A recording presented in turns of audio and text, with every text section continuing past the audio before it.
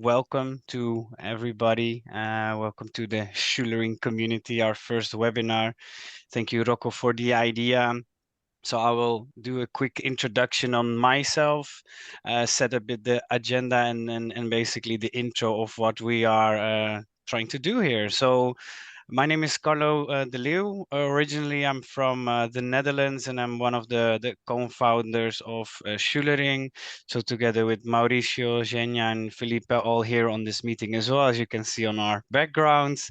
And yeah, I am basically involved. I think we started in November 2020.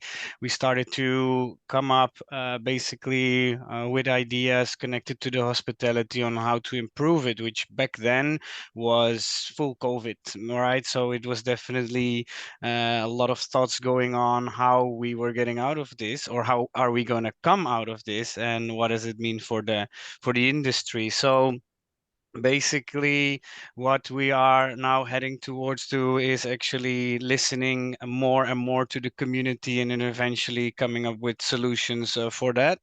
Mauricio, if there is anything to add, of course, much appreciated. And otherwise, yeah, welcome to the first webinar. What we have as an agenda is basically first kind of a discussion between Mauricio and Adam, where you can also do a quick introduction on yourself. Secondly, María Corpas will, and I will introduce before you will start speaking, and you can add anything, of course, whatever you would like, and then I will do the same with Juliana. So thank you all. I see still some people joining, which is great. Feel free to use the chat. Feel free to use the reactions. As I'm the host, I will kind of monitor. If I feel there is a great discussion going on, please continue. I will not interrupt. If I feel like we're hitting an end or we should continue, I will try and lead us there. Once the discussions and presentations and all of that is kind of coming to an end, we want to use how do you call it, the add-in or application of Zoom to go out in different rooms, the breakout rooms, and there we will do a bit of networking, because that is what we will kind of do as an additional part of this webinar. And yeah, we will do a fun little game to get to know each other, and maybe we can learn from one another, because this is what we will try to do. So yeah, I think, Mauricio, I will slowly start passing the word to you, and I will monitor whatever is going on. So Mauricio, word is all yours. Awesome. Thank you. And thank you all for coming here. Thank you all for being part of this. As Carlos said, we are here to communicate, to talk, to learn, but really to network. So use the chat, put your LinkedIn links there, please, so people can get to know you, can connect with you, and continue the conversation in another platform if you want to. But here it's all about talking, discussing, and I brought Adam to discuss a little bit of what really AI is for a hotelier, how he could explain to a hotelier. So Adam, if you can also introduce a little bit of yourself and why probably I chose you. You are from the Gains Network, and you talk in one liner what you do and what's the Gains, please. All in one line. Okay, so the challenge. What I do is I am a strategic advisor to hotel owners, specializing in upscale and luxury independents and small groups.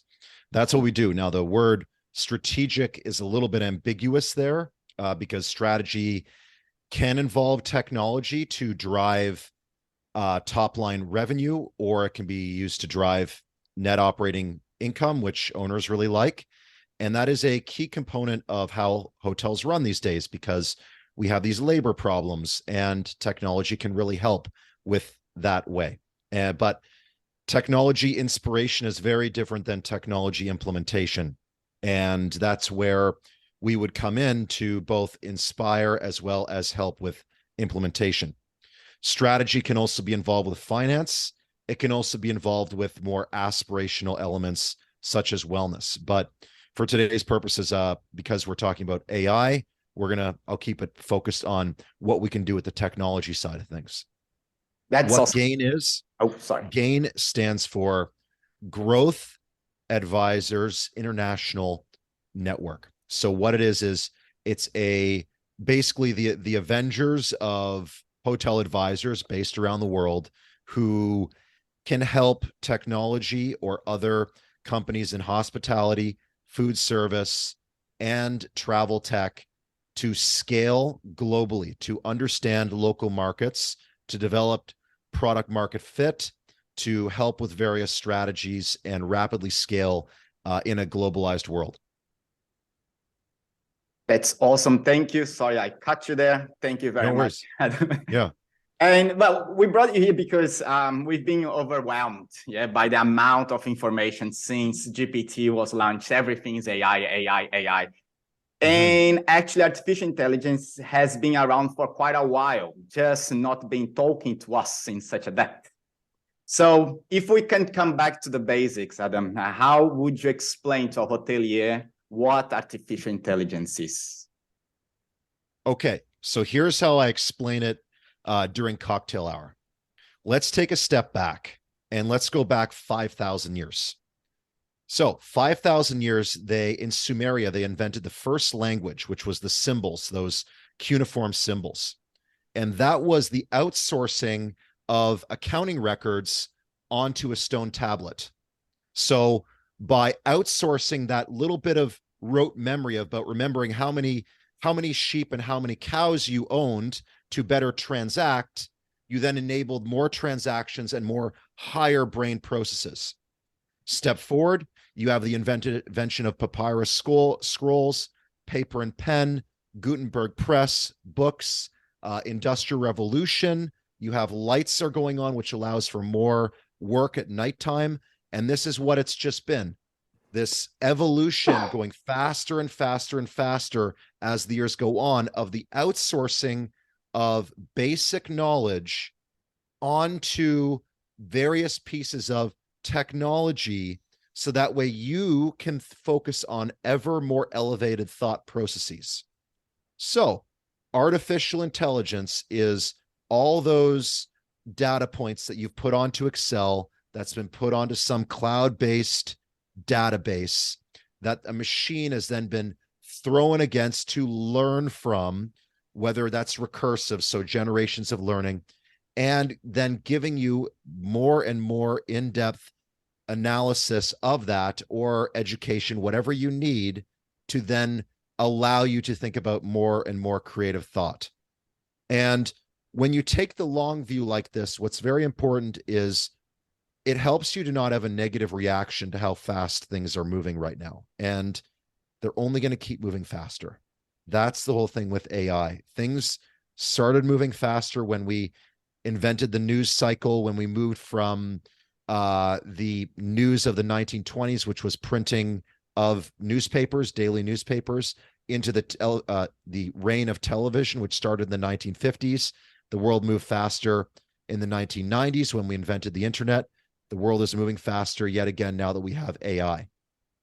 To explain it a little bit further, what's important with the AI now versus just machine learning is we have generative artificial intelligence, which is to say that the intelligence is being trained on various data points, whatever it's using to form a model, and then through subsequent interactions with you users, you being the consumer, whatever, it is now going back and self-learning to self-improve to then offer you more value and more accurate predictions at each generative pass that it goes through. So the two terms that we have coming out of generative AI that are important to learn are large language model, LLM, which is basically saying it's large, so it has lots of data. It's a language, so it's pulling that data and cleaning it and transforming it. Sorry, I shouldn't have said the word transform just yet. It's morphing it into a common language that can then be used by the algorithm to develop a model where that model is making predictions based upon the data that it has been served. And that model is basically to tell you more accurately something that is going on. From there, we have GPT, which is generative pre-trained transformer. So it's generative. It's going through generations of self-improvement.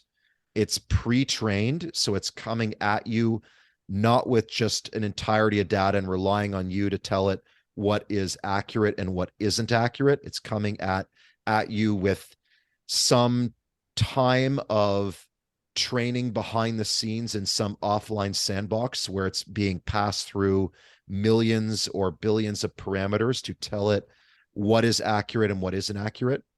And then it's a transformer, which is to say it's able to take lots of disparate data fields and clean them into a common language that then can be used by the algorithms, interpreted, and then served back to you, the user. Wow. I just start to think like where we going, because it's incredible what we've been achieving. But you've been actually advocating for quite a while AI to optimize working conditions for hotels, in hospitality in general. So let's get for like more practical terms. What type of AI tech stack like hotels should be investing in when we think about artificial intelligence? Right. So it does depend on the hotel, because the word tech stack is probably a little bit too large in terms of what we're talking about, because to start a new tech stack from the ground up that is built entirely on generative AI, that might be too painful for an existing hotel, both in terms of trusting that new system to keep the data where it needs to be and have good guest intelligence to make sure no existing data is lost and that no service is lost. There's no interruptions of service. But it might be too painful also on the human stack, which is sort of a banner term that I've come up with to describe the people who are involved with the technology behind the scenes. So both the IT team that has to actually implement the new tech stack or implement the new bolt-on solutions, the sort of iterative applications of where we can deploy next-gen technology to act as the glue for various existing legacy systems. But human stack also means the decision makers who have to then decide on the rollout schedule, the budgets, which is very important, the situations that might happen in case there is lost data, so the crises that may emerge, as well as the training, because the human stack also involves every single person at the hotel who may or may not have started working at a hotel because they like technology, or they might not be very receptive to having to learn a wholly new system inside of 2 months, as well as keep going with their day-to-day jobs because they're all very busy due to the labor shortages. So tech stack, really what it comes down to is, first off, is the most common application is going to be the bolt-on solutions.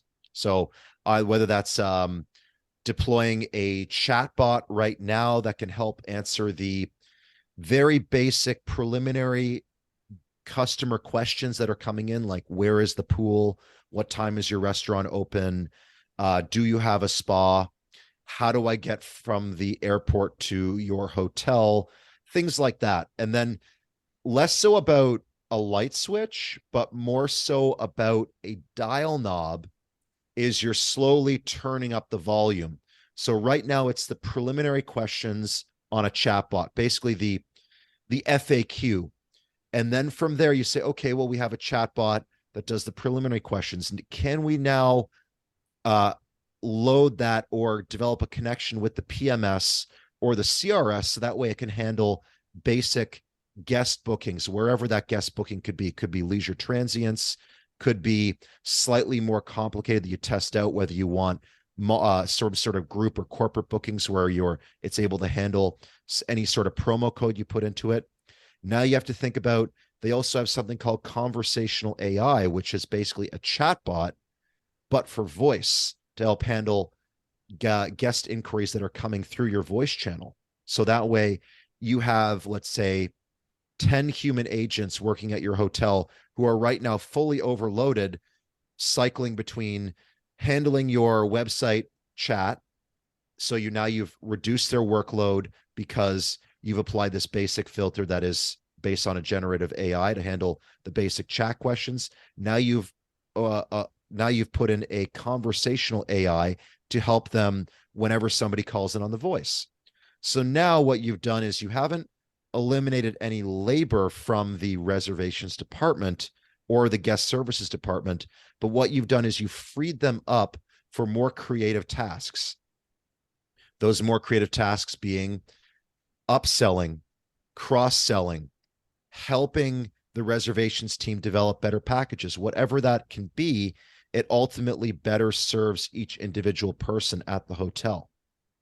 So that's sort of the bolt-on scenario. Building a new tech stack from the ground up. We aren't fully there yet for something that's built off of Chat GPT. It is coming very soon. We aren't fully there yet, but we will be. That's awesome. That's awesome. We are getting to our time. And so I will ask for questions quickly here. Anyone has a question for Adam? Yes, Rocco. Hey, Adam. Hi, nice to meet you. I'm Yeah. Rocco. I'm from Italy originally, but I live in Mexico, and I work as a consultant. I actually been exposed to Chat GPT once last month for the first time. And it was amazing to see how quick you can get an answer from something, as stupid or as complex. Yeah. Now, it's a personal opinion, but do you think that getting away from thinking the basic, do you think that actually humans are really going to be able to do more and do more critical thinking, avoiding the basic thinking? Yes. As it concerns hospitality right now, avoiding the basic things, yes. And what I would draw back to is a lot of the other research and work I've done in employee wellness, where what it boils down to is the human brain is not designed for multitasking. We're designed for monotasking. So if you eliminate all the little interruptive busy work, all those little those emails I just said, text messages, this, if you eliminate all those little microaggressions, those micro points of stress, you then allow the mind to really focus on a conversation, on a given task, and really listen to the consumer to then activate that next level of customer service. And that's my answer for eliminating the basic tasks. If you want to start talking about more cerebral things like artificial superintelligence, once AI reaches the singularity, that's a whole other thing that is a black box I do not know how to answer. Sure. But, my question was more based on the fact that, for example, let's go back to the, millennial and younger generation. Yep. We all complain, including me. I'm a father of two Generation Z children, and we all complain that our children don't think anymore, Yep. because they think that Google have the answer to everything. And I think that by observation, not just to my children, but in general, I do see the tendency of checking somewhere else for an answer instead Yep. of thinking about the answer. Now, we also know that the internet has a lot of fake news and fake information and information that can be easily manipulated by people who control the internet. So that was a little bit more my direction of my question. I personally think there is a risk in allowing machine learning to do certain things. Of course, I agree with you. There are many tasks which are extremely boring and actually is putting off those generations to actually get into hospitality. Because they say, no, I'm not going to do a check-in, like 34 check-in every hour. You can do this with a kiosk. Why should I do that?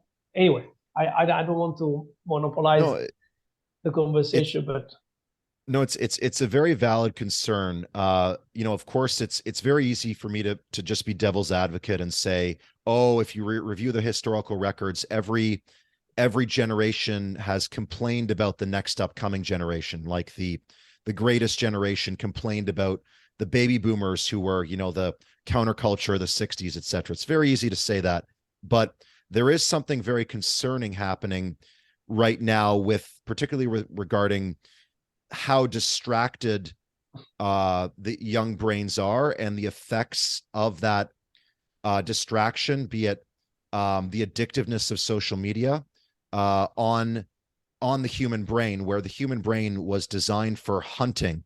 It was designed for downtime by the campfire. And now you have these algorithms built into social media, which are saying, oh, yeah, just a 5-minute distraction and then back, 5-minute distraction here. That rapid cycling of dopamine on the brain and what it does to various neurotransmitters is not healthy. And it may have long-term ramifications that have yet to play out in terms of the development of young minds. So, Rocco, that is a very, very serious concern in terms of how we as hoteliers both adapt to how young people think, as well as show them the way for how the human brain is supposed to think, in terms of saying, well, we're designed for flow states, which takes, scientifically speaking, 22 minutes to get into. So can you ignore your phone for 22 minutes? Okay. Can you just put your phone out of sight for 22 minutes and not think about it? Right. So I think that by outsourcing a lot of that interruptive busy work, the very sort of repetitive tasks, we then allow our senior teams in HR to now readdress this and to really talk about the why behind why we want people to put their cell phones away, or to stop looking at scrolling through 10 different platforms at once while they log into work. So that way they can really focus on that individual task and really make them better people, which will then have the effect for the hotel of reducing job site stress, increasing morale, increasing employee well-being, reducing turnover, et cetera, et cetera. Hopefully that answers your question or gives you something to think about. It's okay. I think we can talk for ages here about this topic, because it's very complex. But once again, I don't want to monopolize the conversation. I'd rather give Paul, I think he has something to say there. Yeah. Yes. Let's go from one last question from Paul, because we have time still to go. Please put questions also on the chat. So while Maria and Juliana are talking, we also can be trying to control that, okay? Just to manage time well and get everything done. Yes, Paul, last question. Okay, I'll try to make it quick and practical. And thanks, Adam. It's pretty enlightening. But my question is, you mentioned that this would free up time for existing labor to continue, right? So you're not talking about replacing people. But to justify the investment, how do you get around that? Because my experience is that whenever we brought in stuff, we always talked about this isn't going to replace people, but it always did, right? We used it to cut cost, and labor cost is one of the biggest challenges, other than labor shortage, right? And so, how do you get around that? Well, the economics are different now, because the labor shortages, at least I'm going to say something strong, the labor shortages are permanent. You can't afford to lose people. You have to help them. That's what's different now. Is you can look at it, I'm speaking lensed only on advanced economies in the world, but if you look at the working age population, the WAP, it is never going to improve. Immigration being what it is, as the boomers retire, we do not have the labor to support the cutting of labor. We have to give our teams more time to think, and we need to do more to address the turnover. And on the, I guess you could say that's the labor efficiency side, but the cost efficiency comes in because a lot of these new startups and scale-ups that are building the next gen tech off of generative AI, they're coming in at 1/10 the price of existing systems. So while you might have pain in the changeover, be that working 3 months in a sandbox along with retraining, you will then on a net year-over-year benefit in terms of your SaaS fee, you will have cost efficiencies there. Thank you, Adam, and also Rocco. I already see you are seeing a next topic for a next webinar, so that's great to see. I mean, this is what I like to see as a host, that there is a discussion triggered. But for respect of everyone time, I want to introduce the second person. Thank you very much, Adam. It triggers a lot of thoughts. I'm glad that this is a recording, because I can definitely not remember everything you said by heart.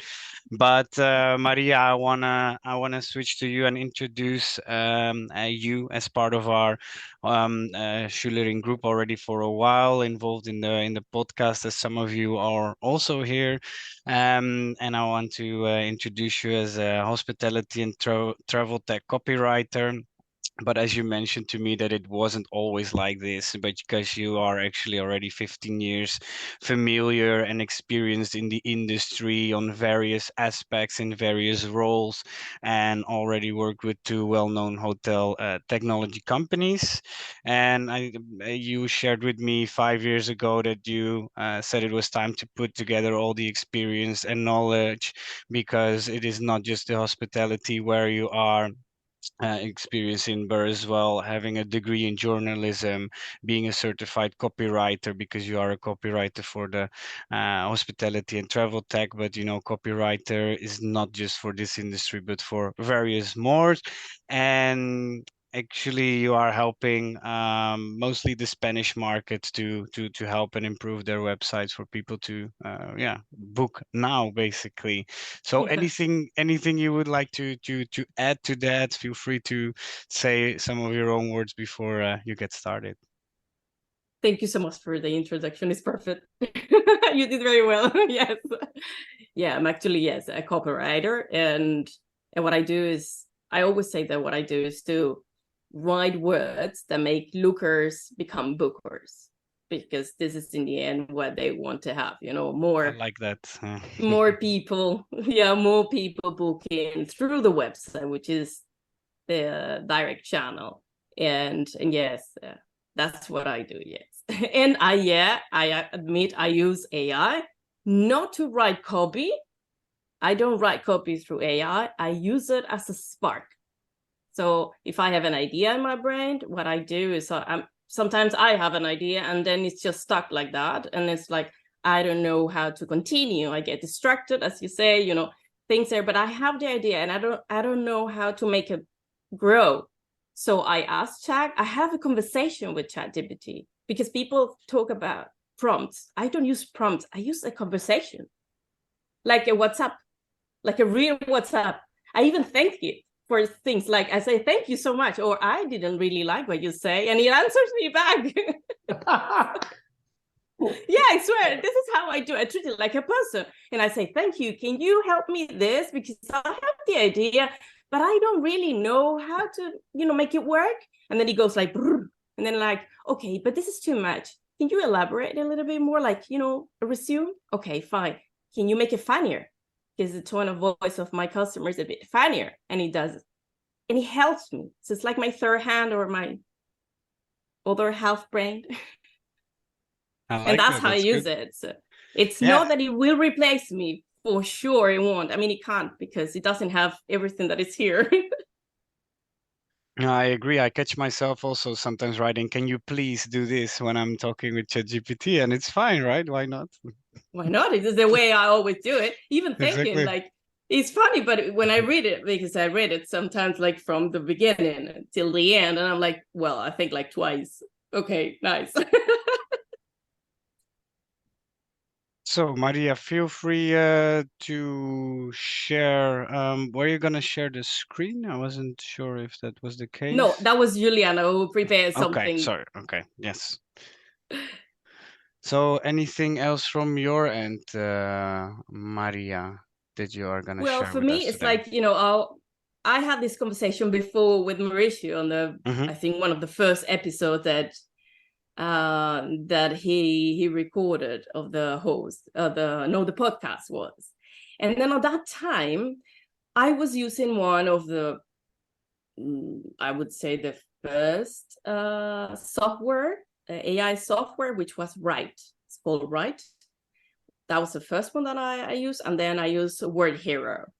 This is the one that I'm using now along with Chat GPT. So, you know, these are tools that help me, but I never take and copy and paste. And I would never recommend anyone to do that, because even if you ask Chat GPT, you can do this exercise. Just ask Chat GPT how it can help you. And then you ask, can I copy and paste, and see what it answers? It will tell you, I mean, you can, but I would strongly recommend you to take a quick look and adjust to your tone of voice, to your customer, to everything, because in the end, I'm a machine. And it's brilliant, you know? Yeah, and this is something I advise to everyone, like use it, really use it, because it's fantastic to spark creativity, but don't take every word. Exactly. And I think Adam was also mentioning, you know, it's also using our inputs to kind of learn from it. I believe I've seen some conversations, ChatGPT being kind of corrected, and that it said, oh, apologies, you know, like next time I will take this in consideration, or it's actually changing how do you say it, the information it has available. I think it also sometimes reverts to databases and say, I can only look back this far, or I only have access to this, and then the rest, okay, you see, like, okay, it's not replacing knowledge per se, right? It is indeed, as you said, a tool. And I think this is really important. What I hear as well of the question from Paul is it going to replace some jobs? I mean, history has shown that sometimes there is certain technology that replace some of the jobs. That I think that is a fact, but it is also a reality that new jobs were created because of these technological advancements, right? And this is something that we will see in the future. That there will be jobs that we don't know yet about. I mean, one of the most recent examples that I found a bit, let's say, interesting is that TikTok started as this platform, and now you have all kinds of jobs at TikTok. A TikToker can be a job, and you know, like 20 years ago, this wouldn't have been the case. Mauricio, yes. So I have a question to you, Maria. As copywriter and using the GPT, using AI to spark ideas, how do you keep the authenticity of the content you're creating for your customers and still leveraging the AI? Well, it's simple, because I don't take every word. I just take the idea and I multiply the idea. When it gives me one and I like within this 10, because I always use 10, like give me 10 ideas of, give me 10, blah, blah, blah. And then I take one and I say, okay, I like number 3. Can we talk deeper about this? And then it goes like more and more and more. As I say, you know, I use a whole conversation with it.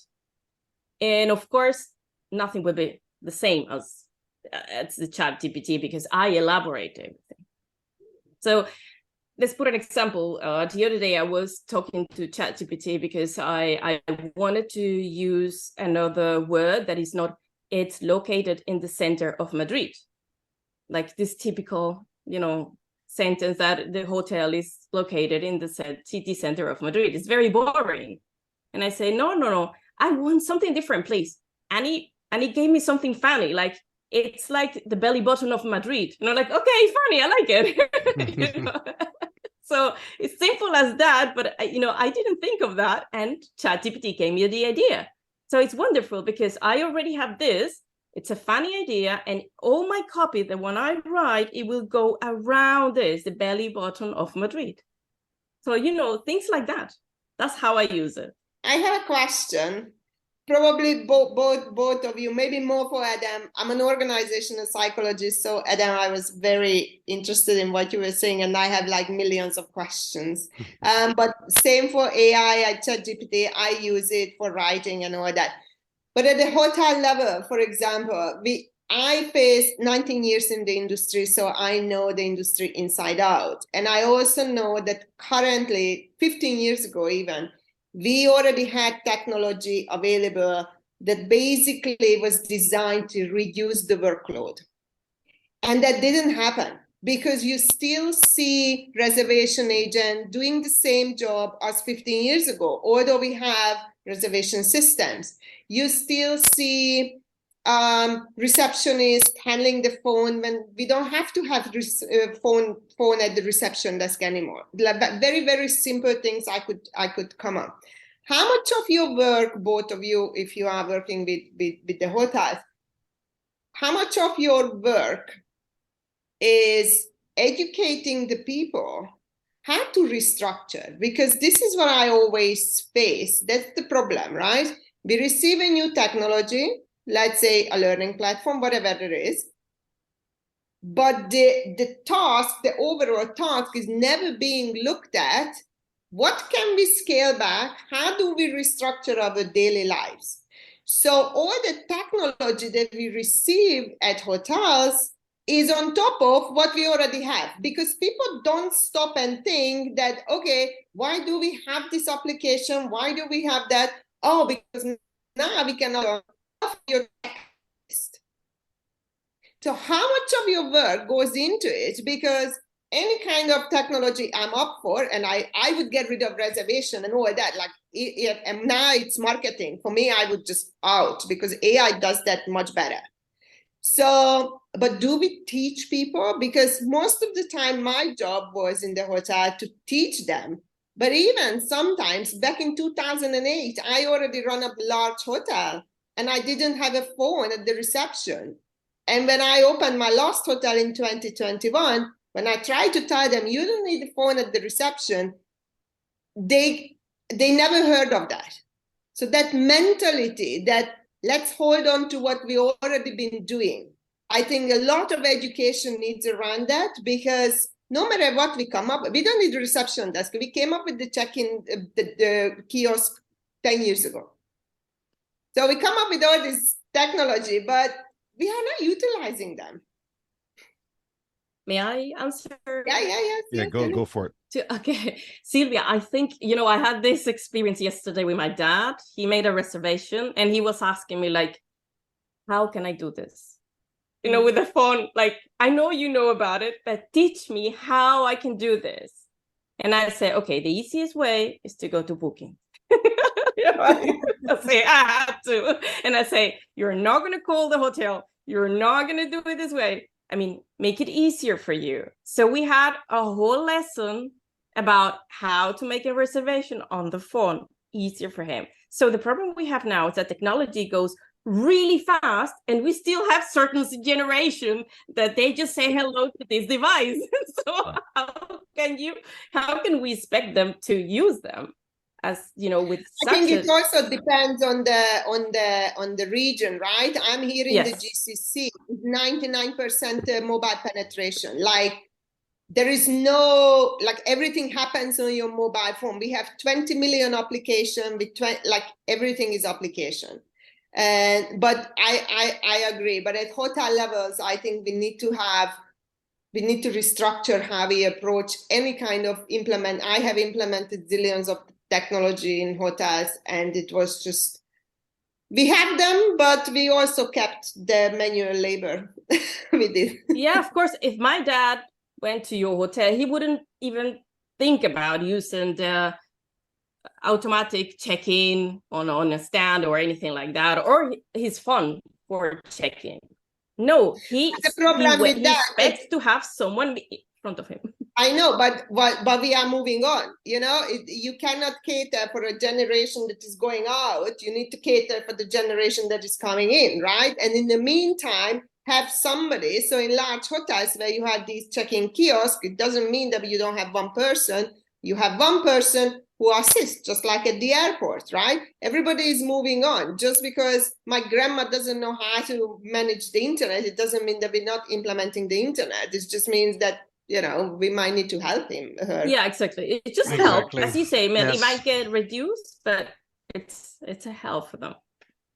Thank you, Sylvia, for making some great points. To kind of go to the next part, I would like to introduce Juliana for the last part of this session. Let's see how far we get for the networking. I like that there is actually a lot of thoughts shared during this hour, but to give Juliana her time as she prepared for today, wanted to introduce her as she has quite a career in writing for hotels and hotel software companies.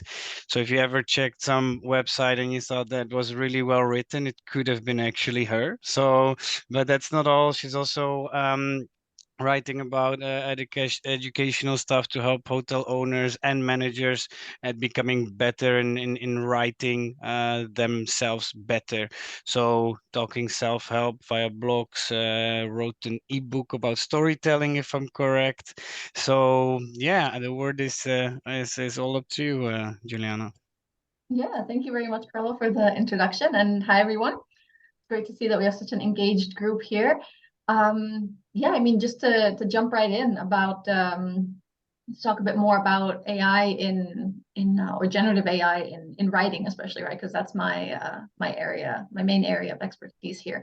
I really agree a lot with Maria, what she was saying about using it as something to spark ideas, to further develop ideas that you have, and not just copy and pasting what Chat GPT gives you. I mean, a while, even before Chat GPT was such a huge deal and everyone was talking about it, there were already some of these tools like Maria mentioned. And I remember seeing that and thinking like, wow, okay, that's interesting. And there was actually someone who had done like a whole series of like tutorials on how to use them. And oh yeah, you can create a new blog post in 20 minutes. And I thought like, okay, that's interesting. Let's explore that a little bit. I mean, anything to help me make my work easier as well. But something already told me like that can't work properly. Like that sounds too good to be true, right? And when it sounds too good to be true, it usually is.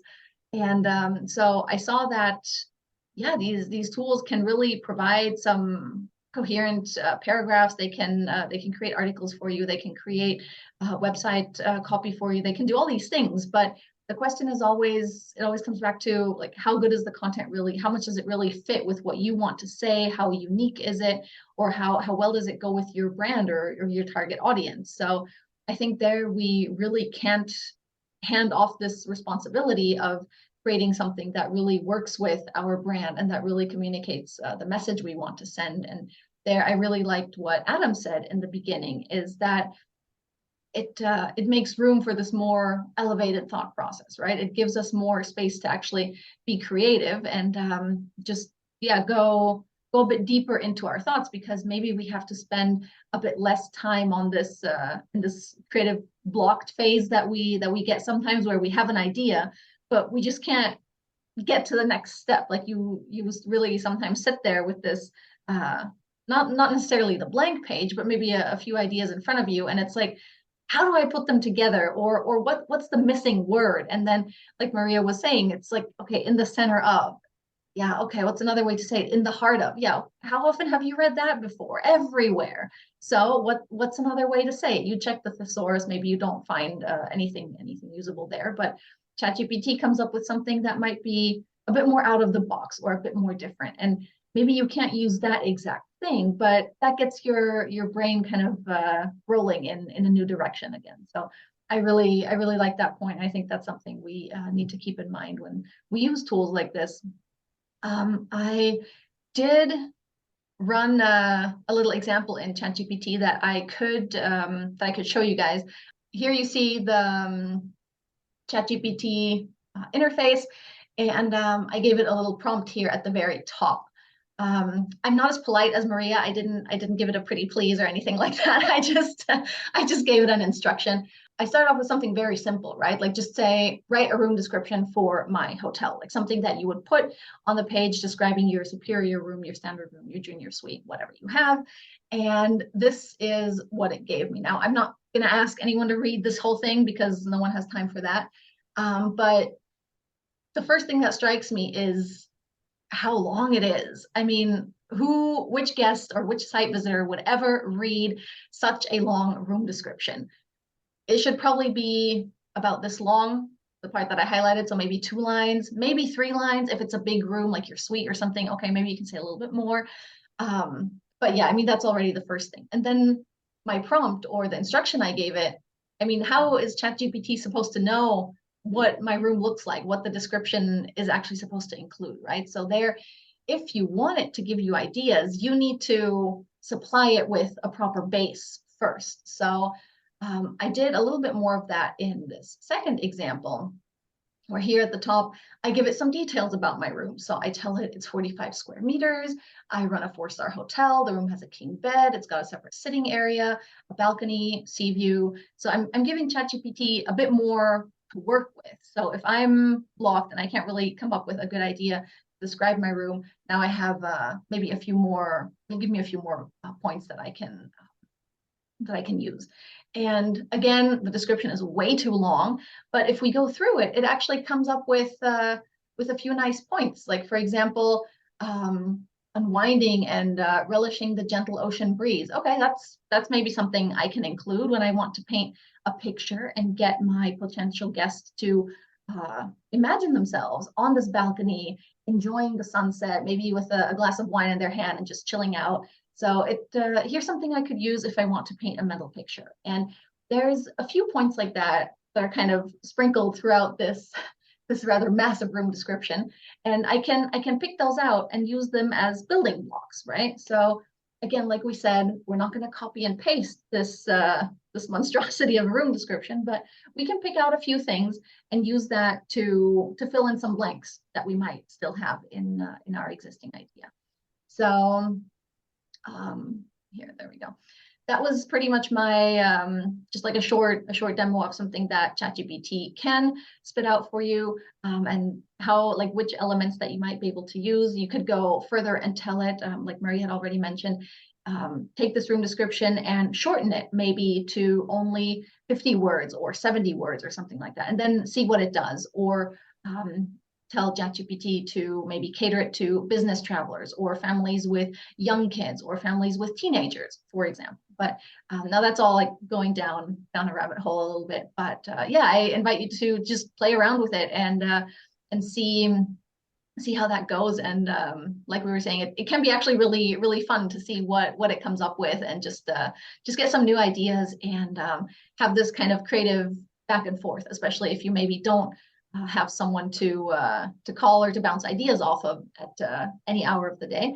You can use ChatGPT for that and get a bit of feedback on your ideas as well. Thank you, Juliana. Any questions before we? I want to give an idea. For example, one of the questions that I get from my customers, like, we have difficulties answering bad emails. Like, when we get a really tough email because somebody had a really bad experience, we have a template. And I say, oh no. And you send the template? Yes, to everyone. And I always say, like, no, don't do that. And they're like, yeah, but we don't want, we don't know how to write. And I say, okay, use ChatGPT. Tell the story, tell what happened to you. But you have to tell the whole story. As Juliana says, you have to, give the information. And ChatGPT will tell you how you have to structure the email. It will help you. And you see, María, this is what I mean when I say that we have everything available and nobody knows how to use these tools in the hotel industry. And I'm questioning maybe we should hire people to train us, because, I don't know, but we really have so much, and people sometimes just stand there. I used to train my staff through TikTok videos how to do the finance team, their Excel sheets. They would be sitting on Excel. I'm like, take a picture, put it on there, and the uploads. And they were like, oh, wow. Of course. And I'm not an Excel person, but it's so easy. Everything is out there. But who is there in any property, in any hotels? Who is there to collect and push and drive these kind of things? Like, whose role should be? It's certainly not somebody who is on an existing payroll, because these are innovations, right? And it's all trial and error as well, because I always say, like, everything that I say is not written on stone. It's just an idea. It comes from my knowledges and also my experience working in a hotel. I mean, I also work in a hotel, in a catering, in several places. As a travel agent, I did everything. So from that experience, I can give you my ideas, but it doesn't mean that it's going to work 100%. You also need to take it, put it in place, and then monitor how it goes. It goes well, you have to adjust, things like that. Exactly. So yeah, as you say, I mean, it's a matter of training, trying. Yes. Training and trial and error and experimentation and being exposed to. And maybe what the hotel industry could come up with is like those very brief events where you get marketing team. What's out there for the marketing team, marketing department in terms of AI today? Guys, how are you using it? What is out there for the finance team? What is out there for, guest relations, just replying to emails? I guarantee you everybody's using template. And I said it last year when Chat GPT came out. I'm like, oh my God, we don't need to use him. That was my first thing. How can I get rid of my tasks, So, but I guarantee you go to another hotel, oh no, they would not even think about it. So maybe we would need events or something, a prompt. We need prompt from AI. Hey guys, you can use me. Okay, I see we have a lot to share. So just let's see if anyone has a last question. I saved the chat as well. I will share with you because there's a lot of nice things that have been said there. Anyone that needs to leave would like to have a last word? Yes, Adam? I don't have to leave, but I do have a question for the Chat GPT content creators here. And one concern I have with the ability of Chat GPT to give you that inspiration, which then allows for you to create content much faster, is now you have an explosion of content. And where I'm seeing this come in is what I call a tech blur, which is to say there's so much content out there. There's so much more being created, particularly with the written word from Chat GPT. It means that now the bar has been elevated even further for the content that's going to break through all that digital noise, that tech blur. So my question is, what strategies do you use when you're working with Chat GPT or another system to then further differentiate your content that you inevitably create to stand above this digital noise? In my case, because I don't take it like that.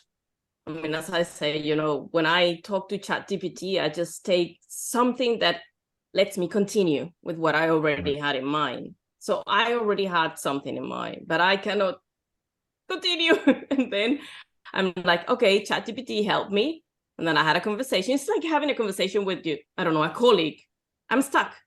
I need you, Juliana. Like we had done this before. Juliana, I need you. So now I do with ChatGPT is like this, and it helps me. It gives me the idea, and I can continue myself. I never take a word. And the other thing, Adam, is that you have seen the answers. Do you think that we can copy that? It's impossible. Nobody will read that. In my mind, I've always found ChatGPT gives me answers that are basically about equivalent of a very well grammared grade 9 person. Yes, they're not to be trusted at the end result. No. But the idea is good. I mean, the idea is perfect. It's like, the belly button of Madrid. Fine. Yeah, it's funny. It's what I was looking for. Yeah.